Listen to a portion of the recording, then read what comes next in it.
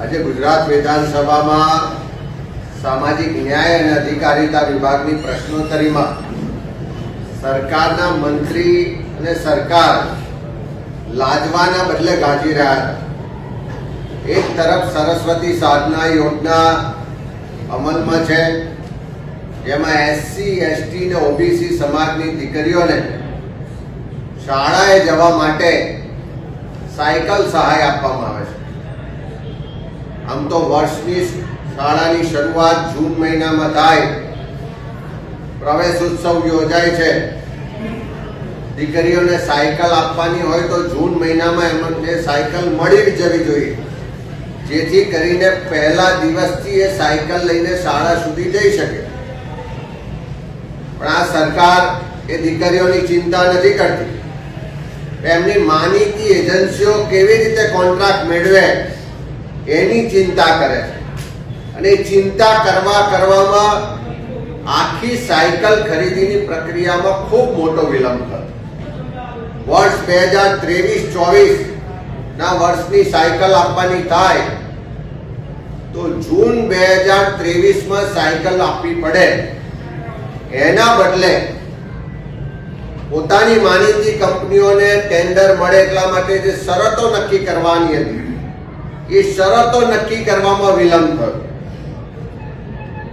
સામાજિક ન્યાય અધિકારીતા વિભાગ અને આદિજાતિ વિભાગ તરફથી આ સાયકલો ખરીદવા માટે ગ્રીનકોને ઇન્ડિયન મોકલવામાં આવે।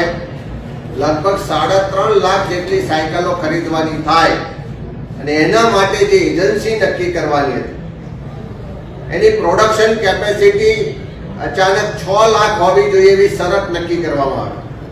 અનેક લોકો દ્વારા વાંધો લેવામાં આવ્યો કે આ 6 લાખની કેપેસિટી કરવાથી કોમ્પિટિશન ઘટશે, સરકારને ઓછા ભાવે સારી સાયકલ નહીં મળી શકે।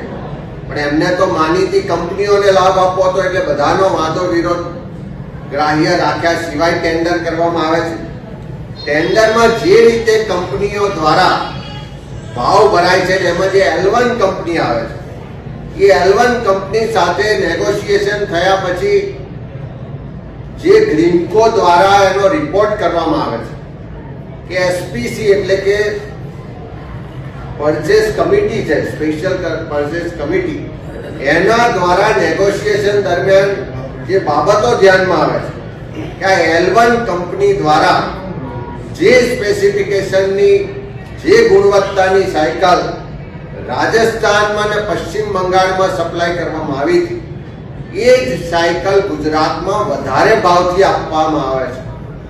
અને એ કમિટીના કહેવા મુજબ એ કંપની દ્વારા રાજસ્થાનમાં જે ભાવ આપ્યા હતા એના કરતા ગુજરાતમાં 587 રૂપિયા પ્રતિ સાયકલ વધારે ભાવ કોટ કરવામાં આવ્યો છે। પશ્ચિમ બંગાળમાં જે ભાવ આપવામાં આવ્યા હતા એના કરતા ગુજરાતમાં 425 રૂપિયા વધારે ભાવ કોટ કરવામાં આવ્યો। એટલે ગ્રીનકો ને કમિટી એમ કહે છે કે આ નેગોશિએશન વખતે એ L1 કંપની દ્વારા ભાવ વધારો કેમ છે એ અંગેનું કોઈ યોગ્ય જસ્ટિફિકેશન આપી શકેલ નથી।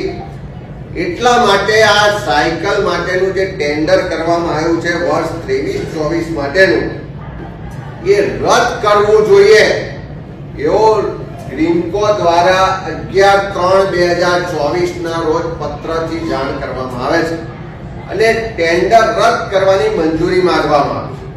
અને ટેન્ડર રદ કર્યા પછી નવી પ્રોસેસ કરવા માટેનું પણ કેવી રીતે રીટેન્ડર કરવું, ગ્રીનકો કઈ શરતોથી કરે એની વિગતો સાથે સરકારને જાણ કરવામાં આવે છે। પણ સરકારમાં બેઠેલા લોકોને તો માનીતી કંપની જોડે સેટિંગ થઈ ગયું હતું। એક સાયકલે 500 રૂપિયા વધારે લેવા, અને એવી લગભગ 1,70,000 સાયકલ લેખે ગણે તો લગભગ 8.5 કરોડ રૂપિયા પ્રજાના ટેક્સના વધારાના આ કંપનીને સરકારને તો આપવા હતા, કારણ કે ક્યાંક કમિશન સેટ થઈ ગયું હતું। માનીતી કંપની હતી, ક્યાંક બોન્ડ આપતી હશે કે ફંડ આપતી હશે, એટલા માટે આ ગ્રીનકોની ટેન્ડર રદ કરવાની ભલામણો સ્વીકારવામાં આવતી નથી। ત્યાર પછી જ્યારે કંપની દ્વારા સાયકલો ની પૂર્ણતા એટલે કે ઓર્ડર આપીને આપણને સરકારને આપવામાં આવે છે, પહોંચાડવામાં આવે છે, ત્યારે સરકારની થર્ડ પાર્ટી એજન્સી એટલે ઇક્યુડીસી લેબ છે, જે ગાંધીનગર ખાતે આવેલી લેબ દ્વારા એની ચકાસણી કરવામાં આવે છે. તો એ લેબના રિપોર્ટમાં આવે છે કે જે સ્પેસિફિકેશન ને આઈએસ સ્ટાન્ડર્ડ હતા એ મુજબની સાયકલ આ સપ્લાય કરવામાં આવી નથી. સાયકલની જે ફ્રેમ હોય એ ફ્રેમ આઈએસ સ્ટાન્ડર્ડ મુજબની હોય છે નહીં. એટલે હલકી ગુણવત્તાવાળી સ્પેસિફિકેશનમાં નક્કી થયા કરતા જુદા સ્પેસિફિકેશન વાળી સાયકલ સપ્લાય થઈ છે, એટલે સ્વીકારી શકાય નહીં. અને એના કારણે સાયકલો જિલ્લા વાઇઝ આવી ચૂકી હતી, પણ સરકારના વિભાગો અને અધિકારીઓ કોઈ જવાબદારી લેવા તૈયાર નતા, કારણ કે આ તો હલકી ગુણવત્તાવાળી સાયકલ છે. 500 રૂપિયા વધારે આપ્યા તે કમિશન સેટ ક્યાં કરવાનું, તો ગુણવત્તામાં કરવા વાળી આ સાયકલ છે. એટલે લાંબા સમય સુધી આ સાયકલો દરેક જિલ્લામાં ખુલ્લામાં પડી રહી, વરસતા વરસાદમાં પલળી, કાટ ખાઈ ગઈ, ભંગાર હાલતમાં થઈ ગઈ. વારંવાર અમે એના તપાસ માટેના કાગળો લખ્યા, તપાસની માંગણી કરી. રાજ્યના મંત્રી ઋષિકેશ પટેલે ગયા વર્ષની જુલાઈ મહિનામાં જાહેરાત કરી હતી કે અમે આની તપાસ કરીશું. પણ આજે જ્યારે વિધાનસભામાં પૂછ્યું કે આ લેબ દ્વારા એની ચકાસણી કરવામાં આવી તો એને નાપાસ કરવામાં આવી છે. ગુણવત્તાવાળી નહીં હોવાને કારણે સાયકલો ખુલ્લામાં પડી રહી છે, ભંગાર હાલતમાં પડી રહી છે. એની તપાસ કરવા માટેની જાહેરાત સરકારે કરી હતી. તે તપાસનો રિપોર્ટ વિધાનસભા ગૃહમાં મૂકો, એ લેબનો રિપોર્ટ વિધાનસભા ગૃહમાં મૂકો. આ સાયકલના સ્પેસિફિકેશન ને બીજા રાજ્યોના સ્પેસિફિકેશન વિધાનસભા ગૃહમાં મૂકો. પણ સરકાર એ કરવા માંગતી નથી. સરકારને તો એમના જે ચોર છે, જે કૌભાંડીઓ છે એને બચાવવા છે, અને એટલા માટે ઉડાવ જવાબો વિધાનસભામાં આપવામાં આવે છે. હજુ પણ 2023 નું વર્ષ તો ક્યારનું પૂરું થયું. 2024-25 નું વર્ષ પણ આજે ફેબ્રુઆરી મહિનો છે, હમણાં એપ્રિલ મહિનામાં પૂરું થશે. હજુ 23-24 ના વર્ષની સાયકલો પણ દીકરીઓને મળી નથી. ચાલુ વર્ષ પૂરું થવા આવ્યું તેમ છતાં સાયકલો મળી નથી. એટલે લગભગ 3.5 લાખ દીકરીઓ ને સાયકલો ના મળી.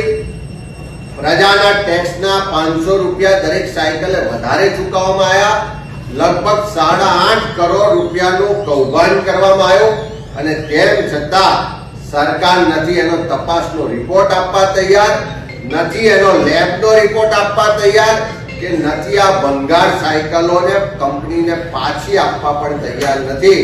પણ આવી ભંગાર સાયકલો દીકરીઓને પધરાવવામાં આવી રહી છે. એનો આજે જ્યારે અમે વિરોધ કર્યો, સરકાર પાસે જવાબ માંગ્યો, ત્યારે સરકાર કૌભાંડીઓને કૌભાંડને છાવરતી હોય, છુપાવતી હોય એવું સ્પષ્ટ રીતે આજે દેખાઈ આવ્યું છે.